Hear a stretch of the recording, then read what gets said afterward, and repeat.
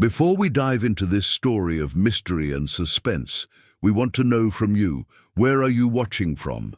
Leave your city or country in the comments. We love seeing how our audience connects from all corners of the world. And if you're not already subscribed, take the opportunity to click the button, sign up, and turn on notifications. Perched atop a secluded hill in the American heartland, surrounded by dense, silent vegetation, it stood out completely from the surrounding landscape. There were no clear official records of its construction, nor any documents explaining how stones, carved in European style, had been transported to that remote location. But the strangest thing wasn't its architecture. It was the story of the man who brought him there. Prince Alexander Volkov should never have come to America. In Europe, his name carried weight, not only because of his aristocratic lineage, but also because of the rumors that followed him. Heir to an old Eastern European family, Alexander was known for his reclusiveness and for decisions that frequently defied the logic of traditional nobility. He avoided social events, refused political alliances, and kept his distance even from members of his own family. When he left the continent, few understood why. Some said he was fleeing hidden debts, others scandals that had been hushed up. There were also those who believed in something darker, something that was never officially recorded. The fact is that in less than 2 years, that castle appeared, stone upon stone, tower upon tower, and with it, silence. Thomas Hale was the first to suspect that something was wrong. An investigative journalist, known for not abandoning unfinished stories, he became interested in the castle after noticing inconsistencies in local records. No detailed building permit, no officially registered staff, no history of material transport consistent with the grandeur of the structure. It was as if the castle had simply appeared. Thomas decided to go there. On the first visit, he couldn't get past the main gate. Tall fences, rusty in places but still sturdy, completely blocked access. There was no doorbell, intercom, or any sign of life. Still, he had the feeling of being watched, and that feeling never left him. Weeks later, the first unsettling news arrived. A local worker, informally hired for external services, disappeared. His name was Daniel Brooks. According to witnesses, he was last seen near the castle grounds. The police conducted a brief investigation. No concrete evidence was found. Case closed. But for Thomas, that was just the beginning. Determined to delve deeper into the investigation, he began gathering information about the prince. Alexander Volkov's past was fragmented, incomplete files, erased records, rare and mostly old photographs. In all of them, the prince maintained the same expression, neutral, almost blank, without emotion, with no discernible traces of humanity. Thomas noticed a disturbing pattern.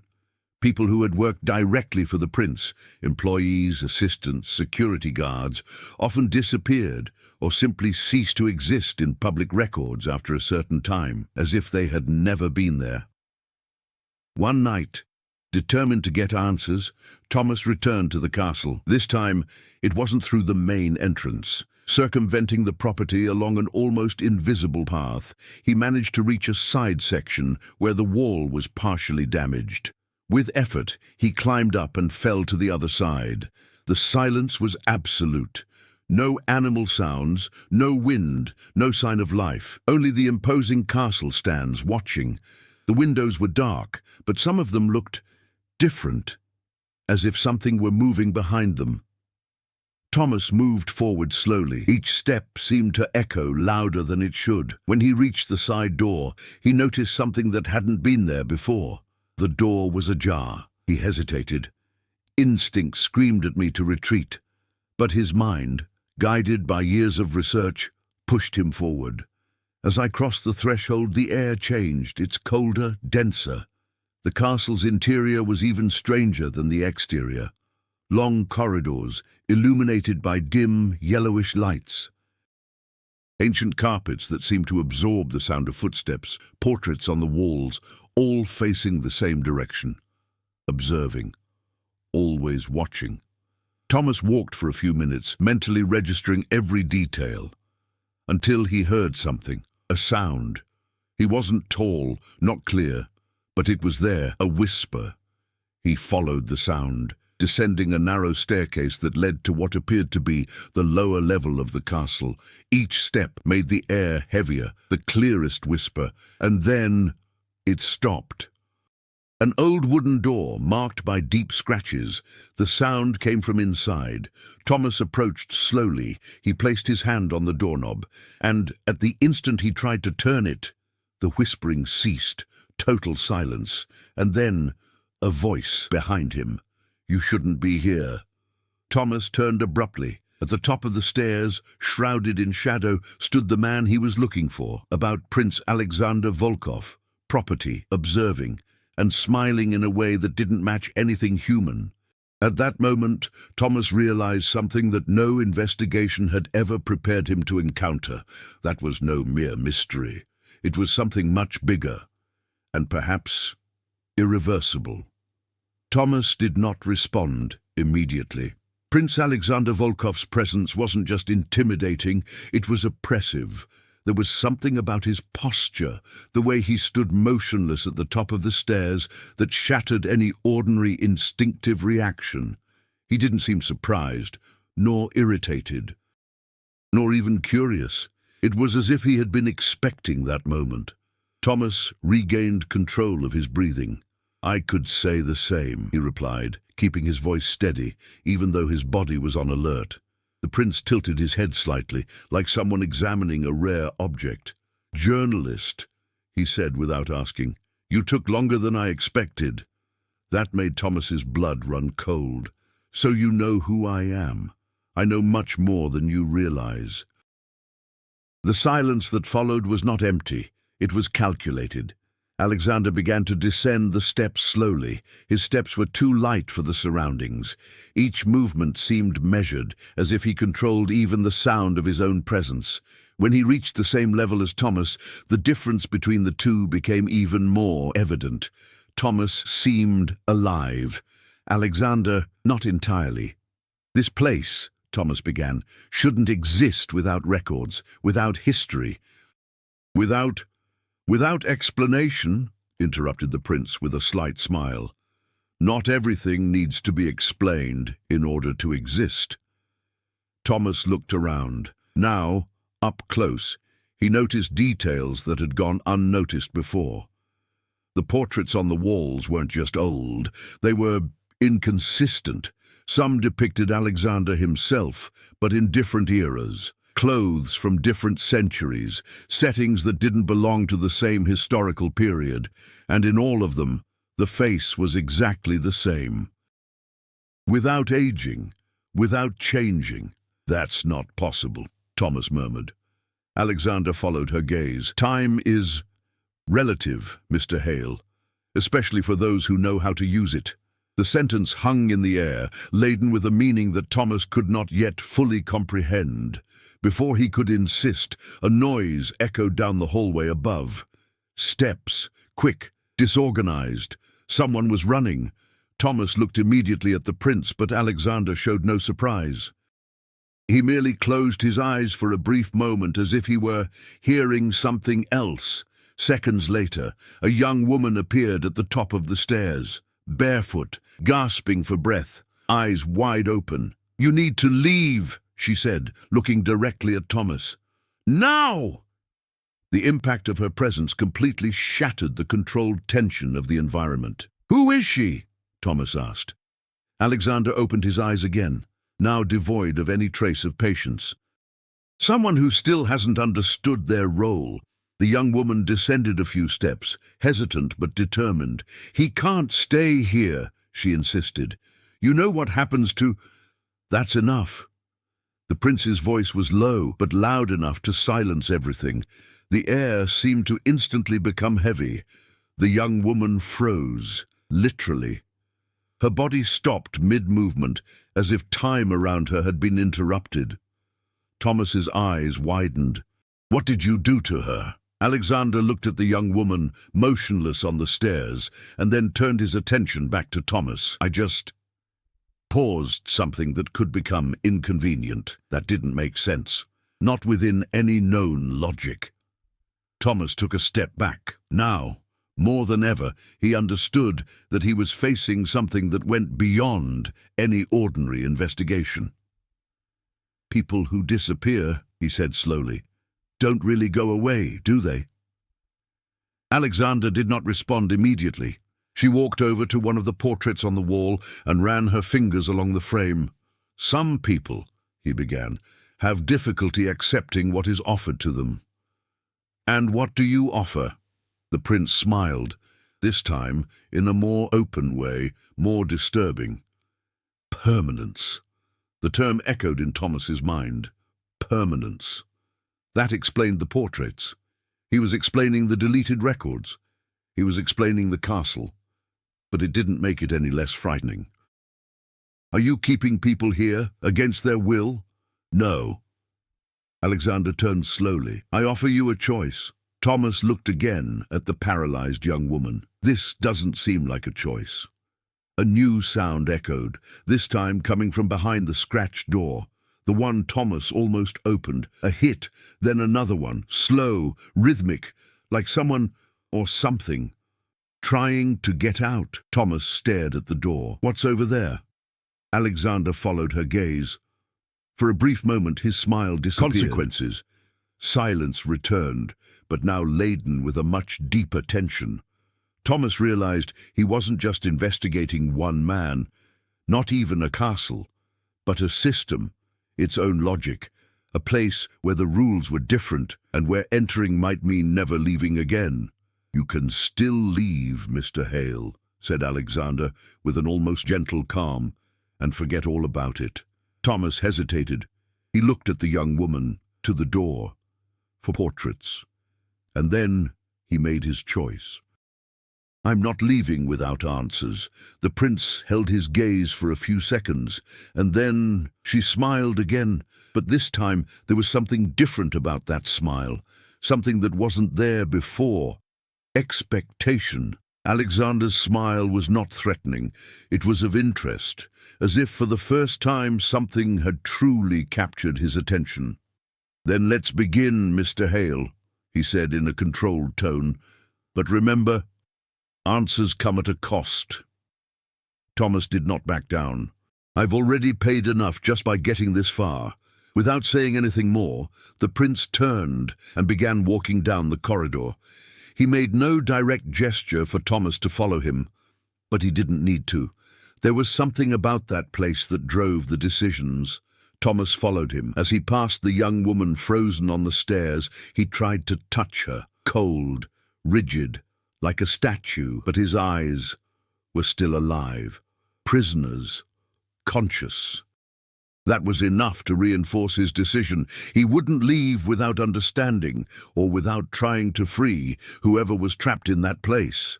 The corridor stretched much further than it seemed possible from the outside. The doors are lined up, all identical. No identification, no sound, until Alexander stopped in front of one of them. Here, he said simply. He opened the door. What was inside was no ordinary room. It was an office, organized in an almost obsessive way. Shelves filled with files, old documents, photographs, and more. Watches of all kinds, large, small, pocket-sized, wall-mounted. Everyone is scheduling different times. Everything is working. Thomas entered slowly. What is that? Control, Alexander replied. He walked to a table in the center of the room and opened a drawer. From there, he took out a set of aged documents. You want answers? Then start with that. Thomas picked up the papers, and when she read the first names, her stomach churned. Daniel Brooks, other names, many others, dates, notes, observations. Is this a list? Thomas asked. No, the prince corrected.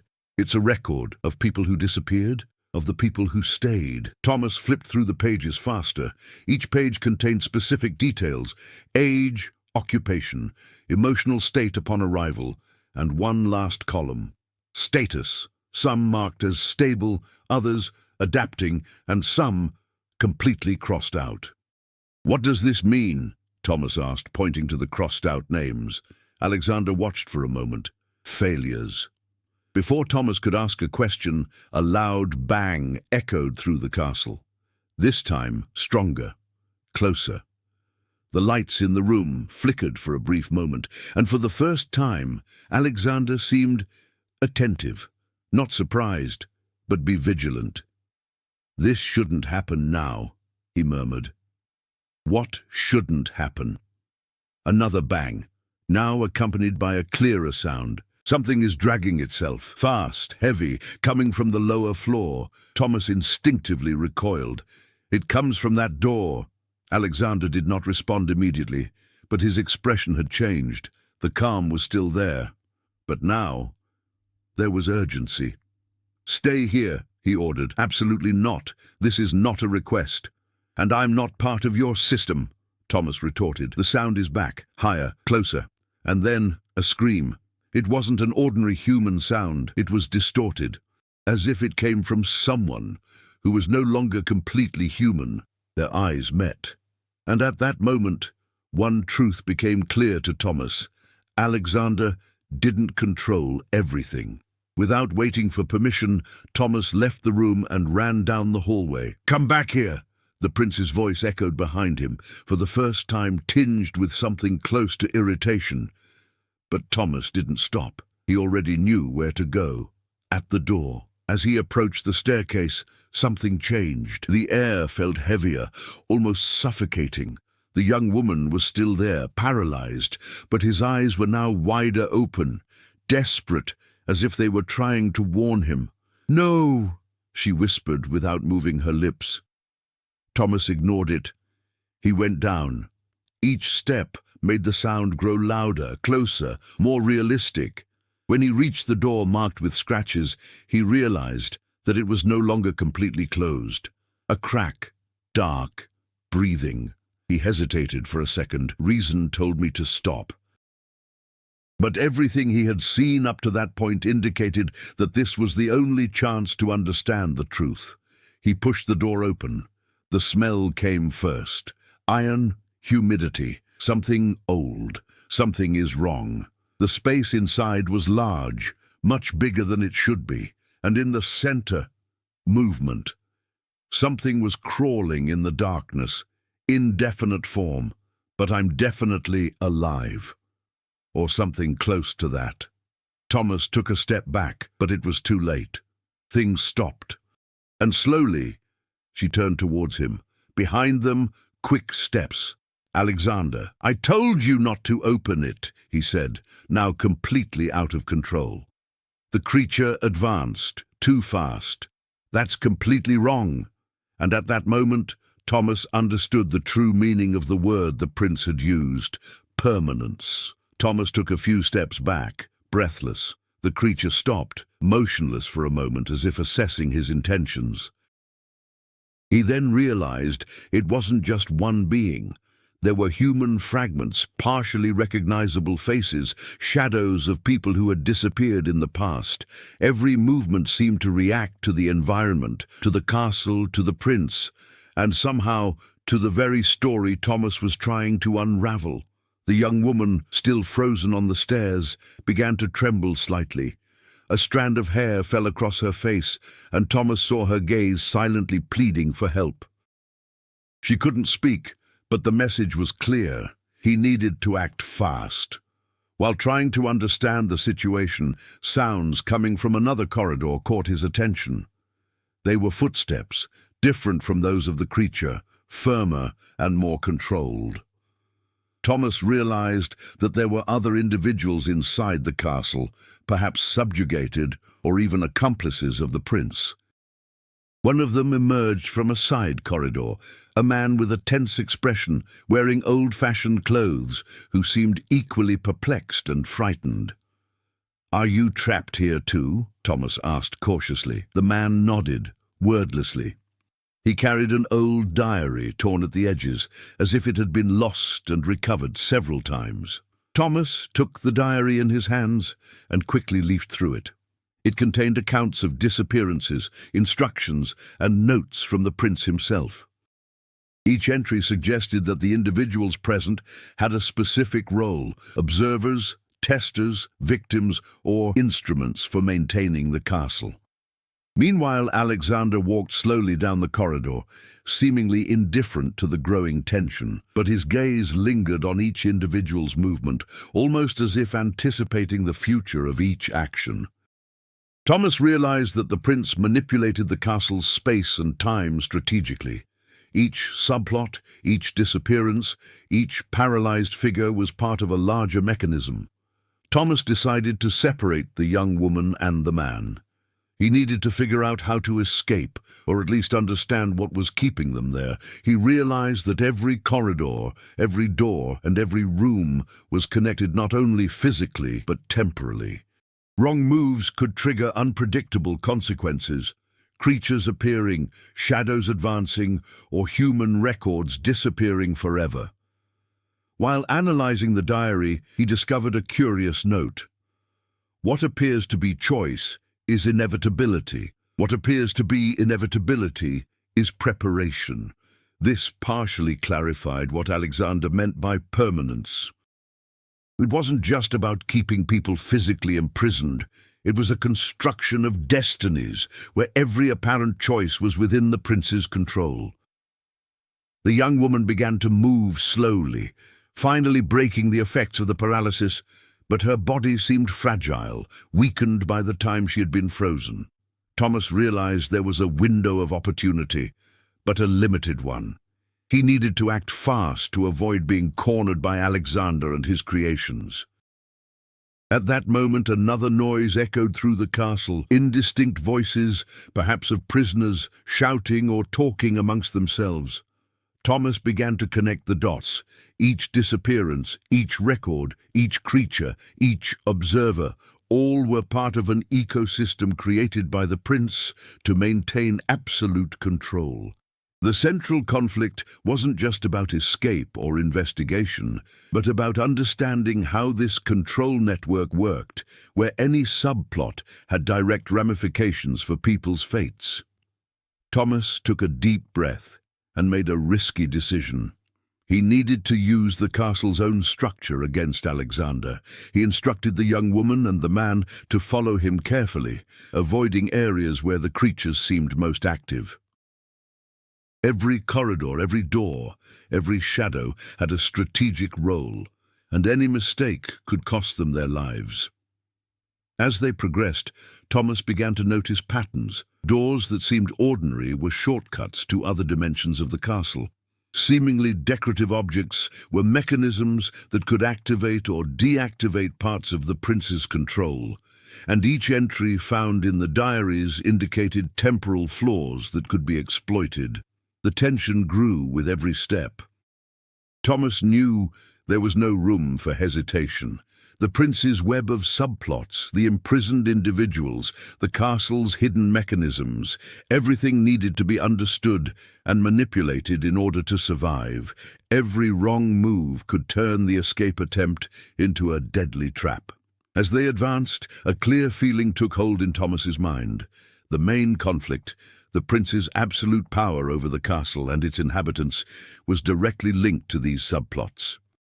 Every secondary character, every creature, every element of the castle had a crucial role. Understanding and manipulating these ramifications would be the only way to gain even the slightest advantage against Alexander. Time seemed to be slipping away. Every misstep could trigger unpredictable reactions. But Thomas, now aware of the complexities and subplots, felt for the first time a glimmer of hope. Perhaps, if he understood the inner workings of the castle and the ramifications of the prince's actions, he could turn the tables. Thomas led the young woman and the man through winding corridors, trying to memorize every detail of the castle. He was beginning to notice a pattern. Rooms that seemed fixed shifted when not directly viewed. Corridors stretched out, doors appeared and disappeared. The environment wasn't merely physical, it was malleable, shaped by Alexander's will. They arrived at a large oval room, decorated with antique tapestries depicting scenes of battles and aristocratic feasts. In the center, a solid wood table covered with letters, maps, and documents. Alexander was already waiting for them, seated as if at ease, observing them with a disturbing calm. "I see you're beginning to understand," he said, gesturing slowly toward Thomas. "But understanding isn't enough yet." Before Thomas could answer, the young woman screamed, finally breaking free from the paralysis that had kept her motionless for so long. But at the same time, another movement caught her attention. The man accompanying them began to glow, as if an inner energy were awakening within him. "What's happening?" Thomas asked, alarmed. "You are entering dangerous territory," Alexander replied. "Some beings here do not tolerate deviations. Some cannot stand change." At that moment, the man gripped the old diary tightly and began reciting words that Thomas didn't understand. Lights appeared around him, vibrating on the castle walls and making the atmosphere tremble. The tapestry on the wall began to move, revealing secret passages that had previously seemed non-existent. Alexander stood up slowly. His expression changed, no longer the calculated calm, but a serious, almost worried look. Thomas realized that something had happened that Alexander hadn't anticipated. "How?" murmured the prince, surprised. "That shouldn't be possible." "Whether it's possible or not," Thomas said, taking a deep breath, "now we have a chance to confront you." The turning point wasn't just the discovery of how the castle worked, but the realization that Alexander's own rules could be challenged. The power he wielded wasn't absolute. There were loopholes, flaws that could be exploited. The creature that had attacked Thomas earlier reappeared, but this time it hesitated. The man with the diary raised it above his head, and a wave of energy swept through the area, as if creating invisible barriers that limited the advance of the entities controlled by the prince. Alexander stepped back, a rare, unusual gesture. Thomas realized with a mixture of fear and hope that this man, the prince, was not ready to deal with something that was completely beyond his control. "You're playing with forces you don't understand," said Alexander, his voice thick with tension. "But very well. Let's see how far you'll go." At that moment, a secret door behind the prince opened, revealing a staircase that descended to a level Thomas didn't know existed. Red lights, like old blood, illuminated the descent. Shadows moved independently, and the whispers of the people trapped in the castle seemed to multiply. "It's over there," said the man with the diary. "That's where everything connects. It's the core." Thomas looked at the young woman. She nodded quickly, understanding that this was the decisive moment. Every choice they had made so far, every step, every exploration, had led them precisely to this point. As they descended, Thomas felt the gravity of the place shift, as if time itself were altering its speed. The castle was not merely a physical space, but a complex machine of temporal and psychological manipulation, designed to control, subdue, and imprison. On the lower level, a vast chamber opened. In the center, a sphere floated, pulsing with light and shadows, radiating energy that seemed to power the castle itself. Alexander arrived behind them, breathing rapidly, something Thomas had never seen before. "It's impossible," murmured the prince. "You shouldn't have come here." "But we've arrived," Thomas replied firmly, "and now we're going to find out what's holding all this together, or tear it all down at once." The turning point was complete. The balance of power within the castle had been shaken. Alexander no longer ruled alone. Thomas and his allies had found the key to defying the logic of the prison. The conflict would now change direction, and nothing would be predictable from that moment on. The floating sphere in the center of the chamber radiated an energy that made the air vibrate, almost suffocatingly. Thomas felt every fiber of his body tense, aware that any wrong move could activate unknown mechanisms within the castle. Alexander, on the other hand, stood still, his eyes fixed on the sphere, his expression of surprise giving way to a contained frustration. "Do you really believe you can change this?" he asked, his voice low and menacing. "This castle, this structure, was not built to be questioned, but it already is," Thomas replied firmly, "and you're going to have to deal with the consequences." The young woman beside him had finally regained full mobility. She quickly began to explore her surroundings, noticing details that had previously gone unnoticed, symbols engraved on the walls, energy lines connecting the sphere to the castle's doors and corridors, and small cracks in the temporal mechanisms that Alexander had created. Each detail represented an opportunity to neutralize part of the prince's power. The man with the diary began reciting the instructions again, now with more confidence. The energy that had previously seemed chaotic began to organize itself, creating protective barriers around them and limiting the influence of the castle's creatures and mechanisms. It was as if, for the first time, Alexander no longer had absolute control over the space. "This," murmured the prince, unable to hide his tension, "shouldn't be happening." Thomas immediately realized that the turning point had given rise to a new conflict. Alexander was no longer invincible, but he was still extremely dangerous. Every reaction from the prince directly affected the sphere and ramifications of the castle.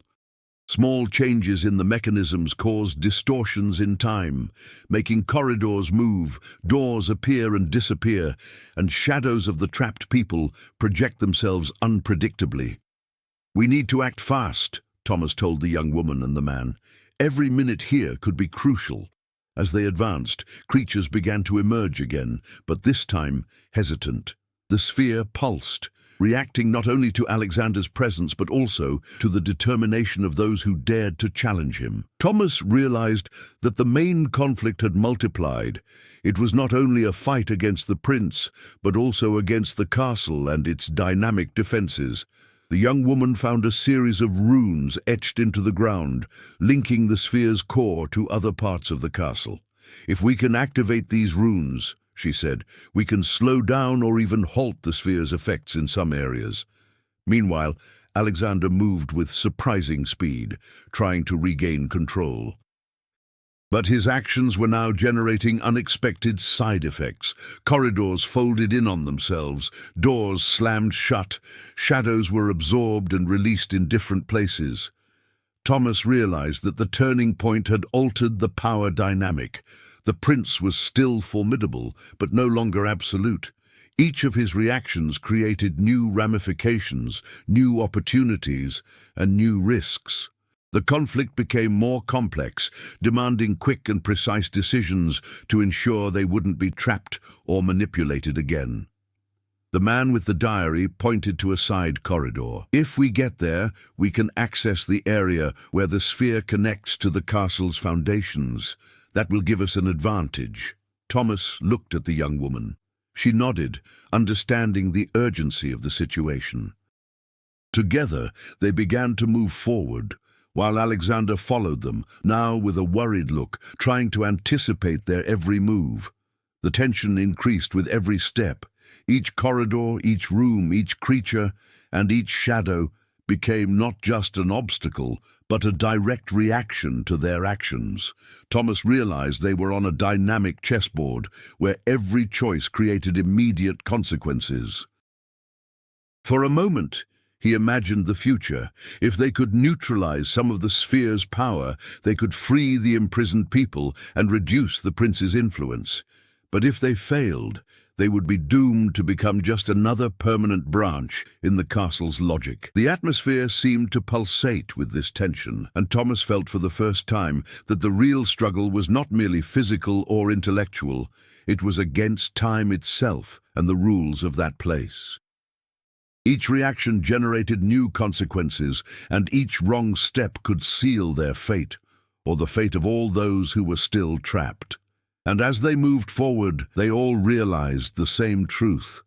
The castle had changed forever. Nothing would ever be the same again, and every choice from then on would define not only the main conflict, but the survival and future of everyone involved. Thomas felt the pressure mounting. The castle seemed alive, pulsating with every reaction from Alexander and the creatures that still defended it. But something had changed. For the first time, he wasn't just reacting. He was beginning to understand the logic of the place, the subtle patterns that shaped every corridor, every shadow, every temporal distortion. "We need to divide our tasks," Thomas said to the young woman and the man with the diary.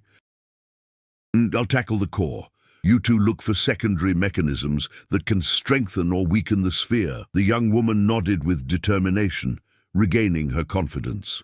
The man, still holding the diary, began to draw connections between the runes and the records, pointing out which areas could be manipulated without immediate risk. As he advanced toward the core, Thomas realized he could no longer rely solely on strength or courage. Every action needed to be calculated, every decision based on observation and understanding. He took a deep breath, focusing his mind, and moved through the corridors that now seemed less oppressive. As he was able to anticipate the movements of his surroundings, Alexander appeared ahead, partially blocking the path. His eyes were fixed on Thomas, but something had changed. That absolute certainty of dominance was gone. The tension in the prince's body betrayed concern. "You shouldn't be here alone," said Alexander. "This isn't just dangerous, it's impossible." "Impossible for you, perhaps," Thomas replied, maintaining a firm tone in his voice. "But now I'm learning to play by the castle's rules." Thomas's every step was measured. He dodged shadows, anticipated closing doors, and ran when corridors stretched out. Every reaction of the castle revealed a pattern. Every movement of the prince indicated a vulnerability. Thomas began to realize that the castle's strength came not only from the sphere, but from Alexander's belief that everything was immutable. The young woman activated runes, while the man manipulated secondary mechanisms. The creatures, previously aggressive, hesitated, as if sensing that the balance was shifting. The entire castle reacted to the coordinated actions of the three, showing that Alexander did not control everything alone. At the core, Thomas finally faced the sphere head-on. Pulsating with light and shadow, it was both mesmerizing and menacing. But instead of retreating, he moved forward with determination. His hands touched the surface, feeling the energy vibrate, but he didn't back away. He took a deep breath and began to manipulate the patterns of runes engraved around it, using the knowledge he had gained from observing the castle.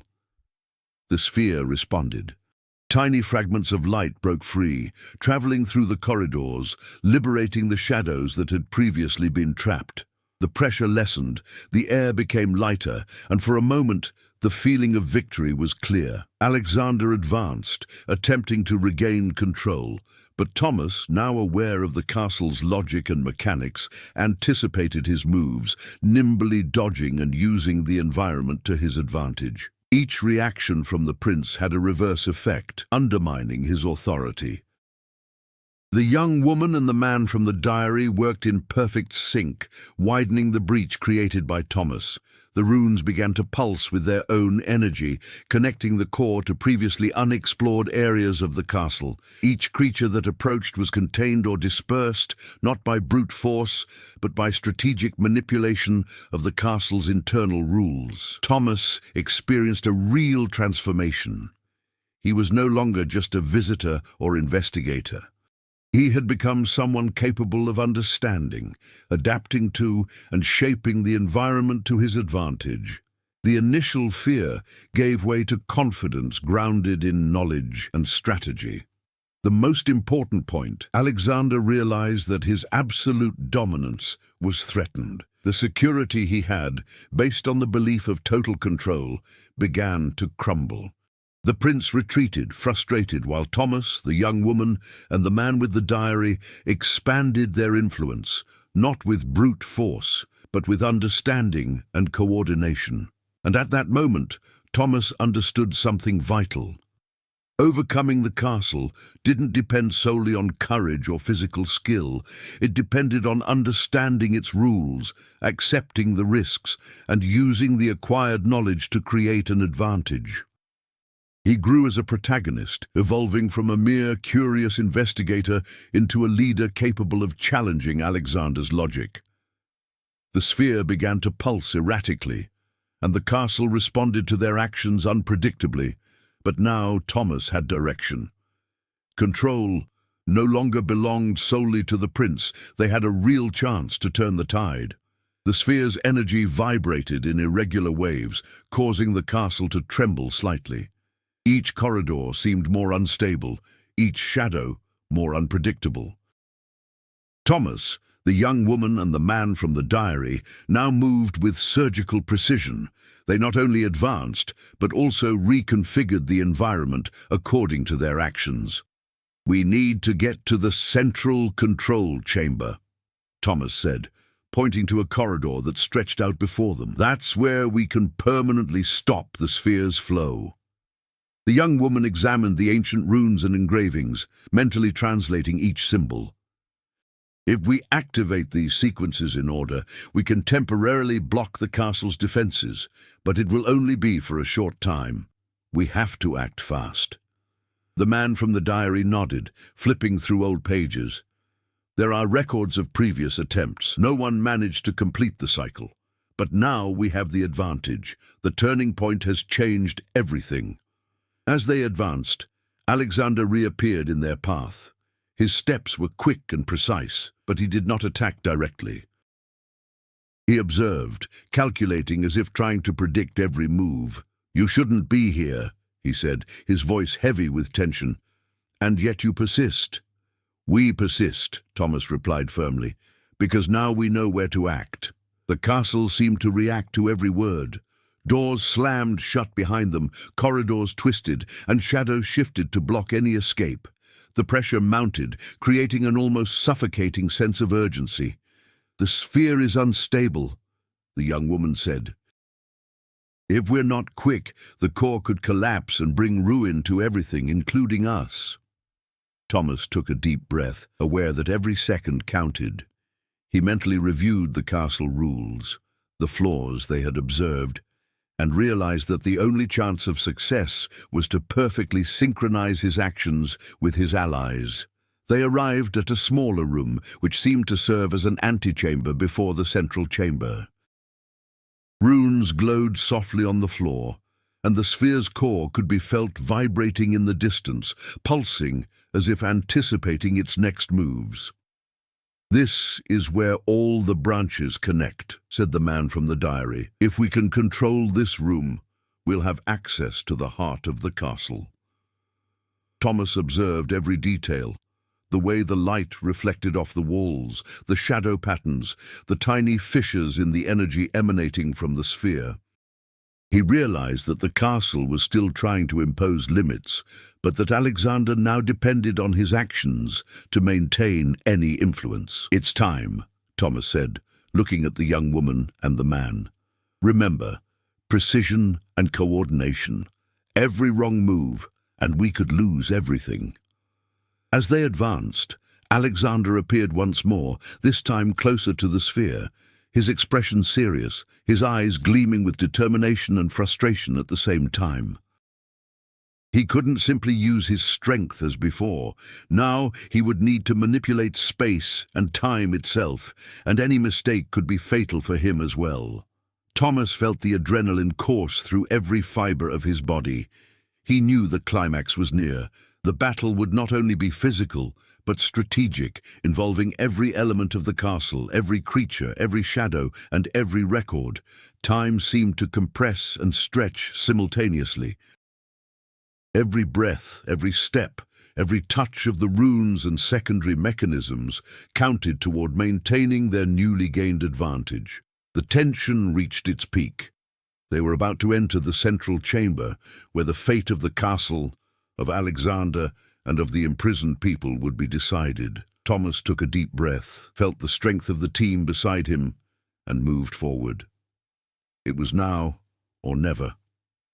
The central chamber opened before them, vast and eerily silent. In the center, the sphere floated, radiating a pulsating light that distorted the surrounding space. Every reflection on the wall, every shadow cast on the floor seemed alive, as if observing every movement of Thomas and his allies. Alexander stood there, in front of the sphere. For the first time, his face showed genuine tension. The absolute confidence that had previously accompanied him had vanished. "You shouldn't be here," he said, his voice firm but heavy with concern. "This place can't be controlled by those who don't understand its rules." "Now we know the rules," Thomas replied, moving forward with determination, "and we're going to decide the fate of everyone trapped here." The young woman began activating the runes around the chamber, following the sequence they had discovered. Lights began to travel across the floor, connecting to the sphere. Each step she took seemed to drain energy from the sphere, making it unstable. The man with the diary began reciting ancient instructions in unison with the young woman, amplifying the effects of the runes. The sphere vibrated violently, sending out waves of energy that distorted space, causing walls to contort and shadows to writhe frantically. Alexander advanced, attempting to regain control, gesturing to manipulate the castle's energy. But Thomas was now ready. He anticipated the prince's movements, nimbly dodging and activating secondary mechanisms that temporarily blocked the sphere's effects. "This can't be happening," Alexander shouted, his voice echoing in the chamber. "You can't alter the core." "We can," Thomas replied firmly, "because we understand the castle better than you ever imagined." The sphere began to tremble violently. Small fragments of light and shadow broke off and scattered throughout the environment, freeing the castle's prey. The creatures that had previously defended Alexander hesitated, some fleeing, others dissolving into the chaotic energy. Alexander tried to concentrate his strength, but each attempt was now partially neutralized by the activated runes and Thomas's strategic knowledge. The battle was not physical, it was mental and strategic, involving every reaction and every counteraction from the castle. Thomas realized that the final step depended on perfect coordination. He approached the sphere, felt the vibration, and synchronized his movement with his allies. The young woman completed the final sequence of runes while the man recited the last words from the diary. A flash of light filled the chamber. The sphere collapsed, releasing energy that coursed through the entire castle, dissolving the effects that held people and shadows trapped. The castle trembled violently, but Thomas remained calm, guiding the allies to a safe position. Alexander fell to his knees, powerless. For the first time, he was not in control of his surroundings. The air was heavy, but the feeling of victory was palpable. He looked at Thomas with a mixture of surprise, frustration, and respect. "You did it," he said, his voice almost inaudible. "But it won't last." Thomas shook his head. "It's not about lasting. It's about freeing what you've kept locked up." As the sphere fragmented, releasing the trapped energy, the human shadows began to take shape again, free, looking at Thomas, the young woman, and the man from the diary with gratitude and relief. The castle, once oppressive and alive in itself, began to lose the coherence imposed by Alexander.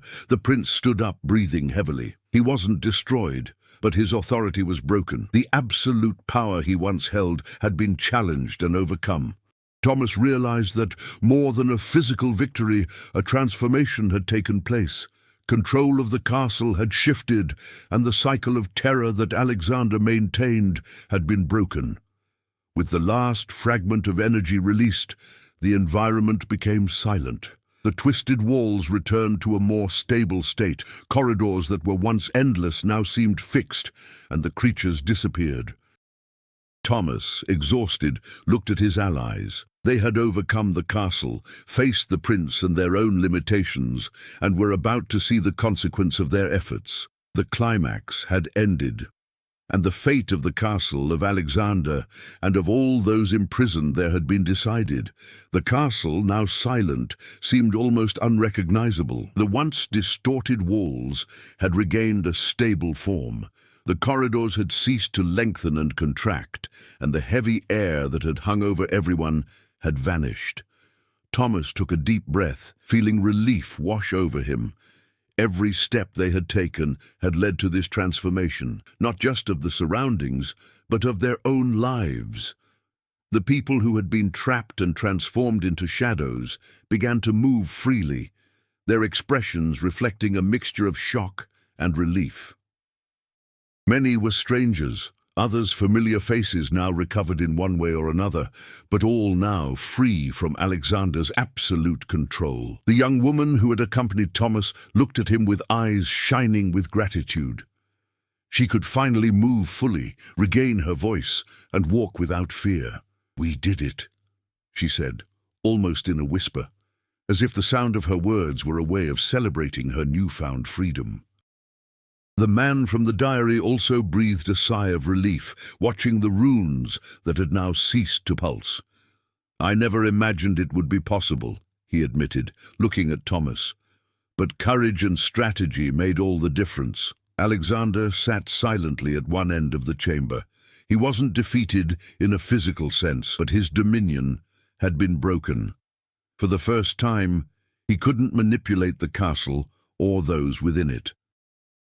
A weight rested on his shoulders, the realization that his absolute power had found its limits. Thomas approached him, looking directly into the prince's eyes. "This castle will never be solely yours again. The people you kept here are now free, and you will have to deal with that." Alexander remained silent, but his lost gaze betrayed more than words could express. For the first time he felt vulnerable, a feeling he hadn't experienced in a long time. The corridors that had once seemed like endless labyrinths were now passable. Thomas led the survivors, the young woman and the man with the diary, through the paths they had mapped out, making sure no one was left behind. Each room, each corridor, each shadow now had a redefined purpose: freedom, not imprisonment. As they left, Thomas glanced back one last time. The castle remained imposing, but the aura of terror and absolute control had vanished. He knew Alexander was still there, but no longer as an indomitable tyrant. Now there were limits to his power. The group finally reached the outside. The sun illuminated the castle grounds, revealing details that had previously been hidden in the shadows. The wind blew freely, as if washing away the oppression that had dominated the place for so long. Thomas took a deep breath, feeling not only the fresh air, but the sense of mission accomplished. Every challenge, every risk, and every strategy employed had led to this conclusion. The castle, which had once been a symbol of absolute control and terror, now represented a new opportunity for freedom for those who depended on it. "I never thought we'd get to this point," the young woman said, smiling with relief. "Neither do I," Thomas replied, "but we've learned that even the most powerful places have weaknesses, and that courage, intelligence, and teamwork can change destinies." The man with the diary closed the old volume in his hands. The final record will be different now, no longer about control or manipulation. Now it will be about freedom, hope, and survival. And so, the castle remained, but its history had changed forever. From then on, Alexander would no longer be the absolute force that imprisoned everyone.